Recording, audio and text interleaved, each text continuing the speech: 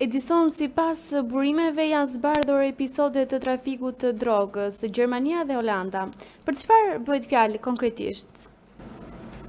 Po, janë zbardhur disa episode të trafikut të lëndëve narkotike me Gjermaninë, me Hollandën rreth 700 kg në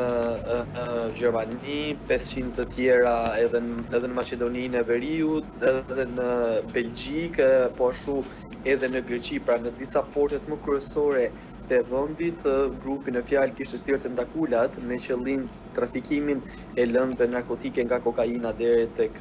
lëndët e tjera narkotike. Bëhet fjalë për disa episode të cilët më pas janë zbuluar dhe nga komunikimet në rrjetet e inkriptuara Sky SEC, të cilët mundsuan dhe provuan ekzistencën dhe dyshimin arsyeshëm që grupi në fjalë kishte krijuar lidhje të ngushta me shtetas të tjerë të huaj dhe shqiptar, të cilët jetonin pranë zonës origjinës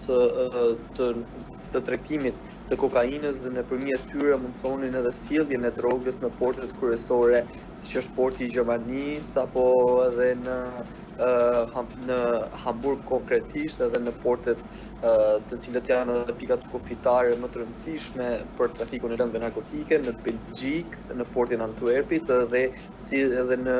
Greqi, në portin e Pireut, të cilët ishin, më themi, portat hyrëse që grupi në fjalë kishte, më themi,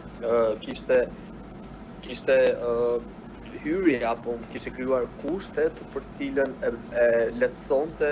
metodën e hyrjes apo daljes së lëndës narkotike.